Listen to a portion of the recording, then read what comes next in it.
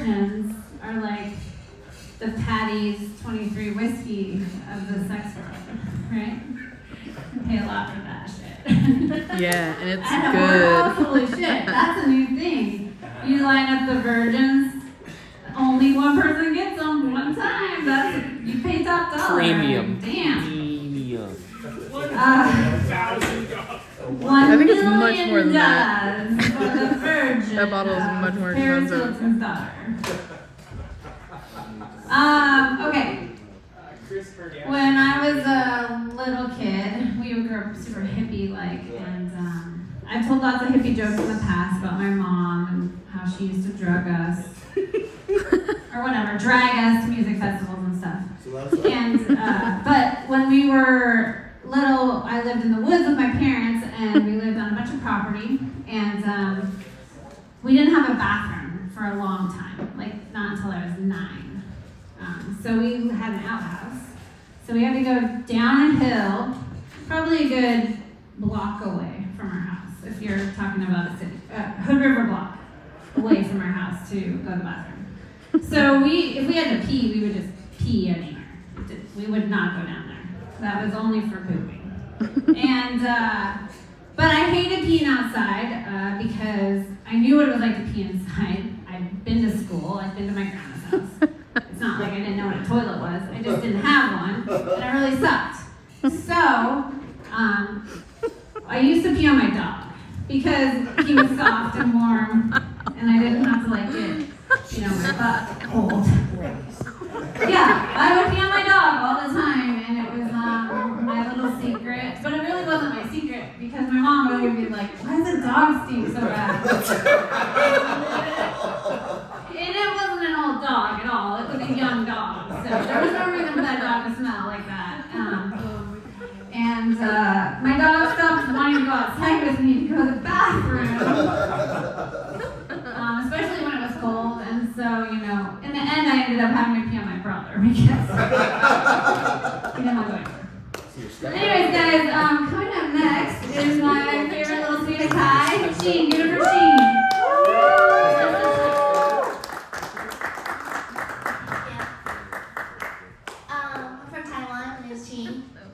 When I first moved here, I was teaching in the community college. I was teaching Chinese.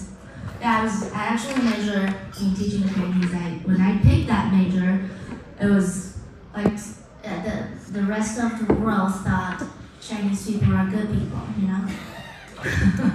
Now I kind of lose my job. Nobody remembers Chinese anymore. It's like the worst timing.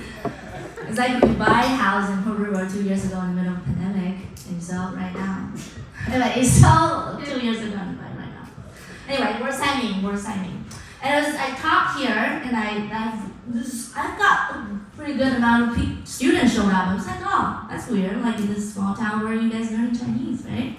And I just asked this girl, and she said, oh, I want to learn Chinese because I love K-pop. Korean band. That feels a little bit like I love black men, but I look around, like no black men around. I mean, except for today. I might as well fuck a Mexican man. Doesn't really make sense. Are you sure? Look at the syllables. It's Chinese.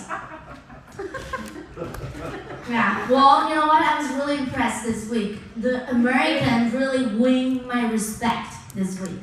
I saw this news. It's from LA, and this really violent criminal. He was chased by a police car, and as he was driving, he was firing back at the cops. It was crazy American news, and then he was driving really, really fast, and then he stopped. He slowed down and he stopped. It was because this group of students was crossing the road. Yeah, he literally paused the fire, and the policeman was keeping their distance. Everybody held their fire. I was like, oh my God, this one random, violent villain in America has more respect to pedestrians than any Taiwanese people. I was so impressed. He was like, I'm gonna fucking shoot that cop, but I'm gonna stop until the pedestrian clear my lane. I fucking respect that guy. I mean, in Taiwan, it's really horrible.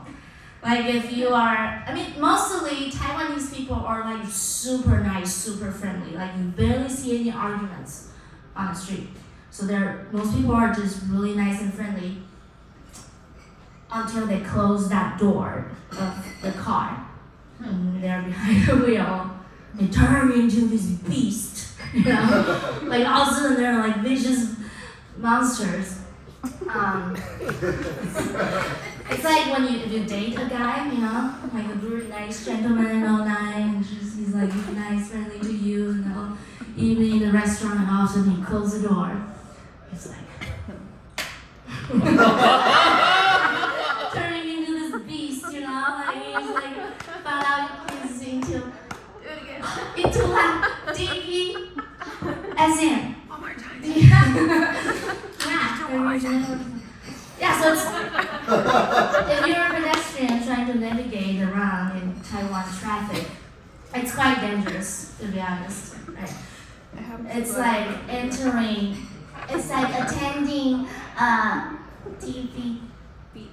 BDSM orgy. Like, you're probably not gonna die, you're probably not gonna injure, but there's definitely gonna be some bruises and trauma. Do over here. Yeah, well, you know what? Look at me. I'm like the most non-threatening person anyone's ever met, right? Like, you know, some guy would, some guy would pretty threatening or scary. Like he would, if he reached his pocket, everybody would be like, oh no, right? Maybe he was just, I don't know, adjusting the clock or something. But I could put my hands in my pocket at any time, right? Like, in and out. Nobody's feeling threatened whatever I do in my pocket. Thinking that. I'm like less threatening than a bunny, you know? Like, because I don't bite, right? Well, yeah, I guess I do bite, but anyway, I'm just not threatening.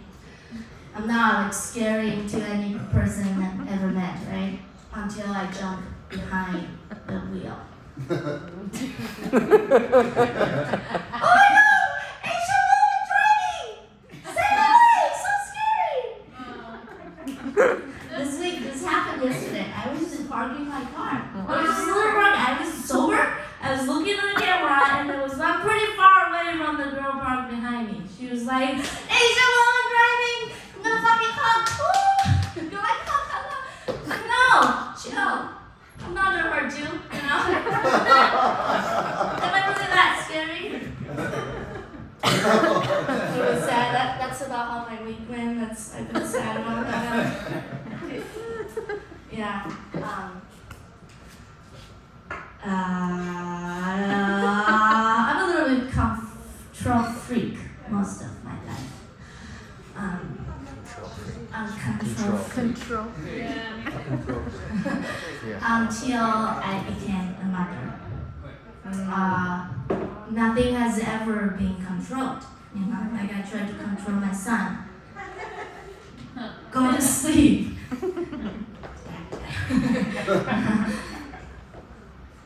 Eat my broccoli. And he was like, now, yes, mommy, tomorrow. You know? I can't control my husband. You know, I'm like, go to sleep. Okay. Right. Eat my taco.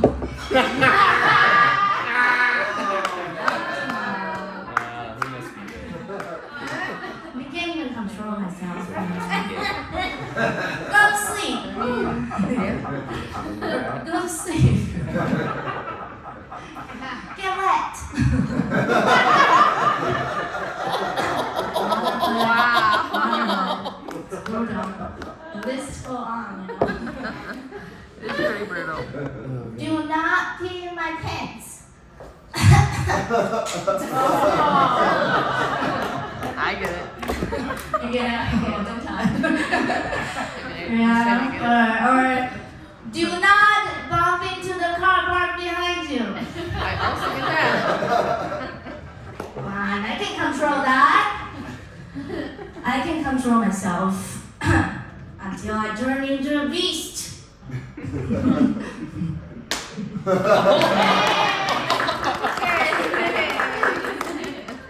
Very crazy Asian woman driving. Anyway, I don't like that, but it's funny for me. I was doing this. Do you get that? It's like me and my son doing this using my force thing. I just wish there's a list of gestures that you're not supposed to do. Like, it's so hard to learn one after one. It's embarrassing learning this little by little. Like, I was doing this. Oh, I need my stand. I was doing this for many years. I was doing alien dance, alien using chopsticks with my son. And then finally, my friend had to stop me because I was going to do alien eating ice cream. First, no! Don't do it! I need to tell you now. I've seen you do this years, and I will not let you eat ice cream with your alien hand. It's just so hard learning is just true. I'm also a mom of a boy. It's a different thing, yeah. It's a different thing than a mom of daughters, you know? Like, mom, this is a mom of boys conversation. They'll be like, what is it? Let me think. I want a room, small room, close, and so my son can just bounce around. And the other mom will be like, let's go. Or I want to buy a safety harness that's locked on their wrist. Well, that's leash, dog leash. And this other table of moms, of daughters, they're just like, all their conversation, 80% of the conversation is like this. Aww, look at that tutu skirt. It's gonna look good on her next recital, Every time I show up to this, parents, kids thing, like moms of daughters always just dress like this matchy dress. So elegant and beautiful. Matching dress. And you can tell who are the boys' mom, right? And they show up with this sweatshirt, the avocado stains, and then sometimes when I'm in front of public, I'll look in my sleeve. There's some socks and underwear tucked in my sleeve, which is horrible. Oh boy. It's easy to tell who are the mom of the boys. Yeah, and then the teacher would be like, hey, let's go, let's go sleep in your mom's arms. And all the daughters just go like, no, so sweet. And my son's like, okay, let's do it. And then just, like one foot stand on my cheek and one foot on my head, I'm like, I try to tell him everything, both Chinese names, just get rid of it, stop it, and then he wouldn't get him to stop. I have to say, this always works, I have to say, ice cream. That would get him to stop. It's like my safety word.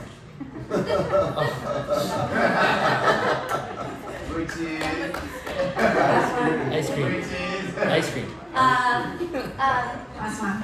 I love Pearl River, but I'm a little bit scared still sometimes when I walk around in Pearl River. Yeah, because it's just like I grew up in this busy city in Taiwan. So I get scared. It's like so nobody. It feels like in the middle of the movie I Am Legend. It's like where are people? I'm just like scared. I Am Legend. Yeah, it's where's Will Smith. And then, but recently I go to Tallwater quite a bit in the White Sand side across the river, and I go there. I was like, what? That's the real legend right there.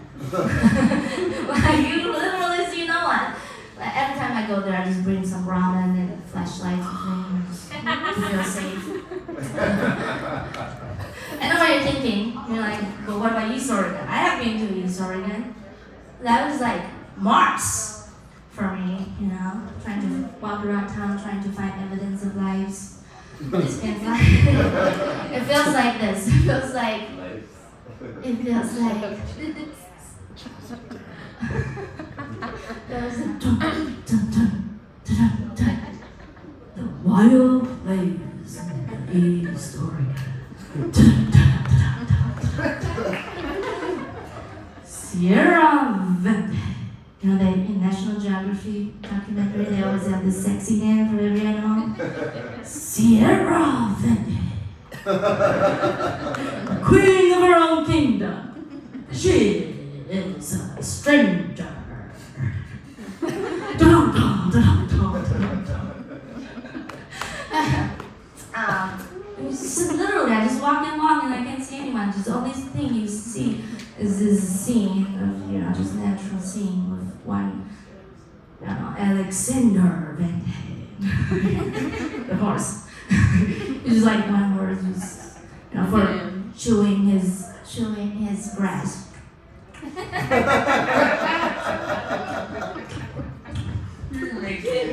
For 30 minutes, The most exciting part of that documentary is the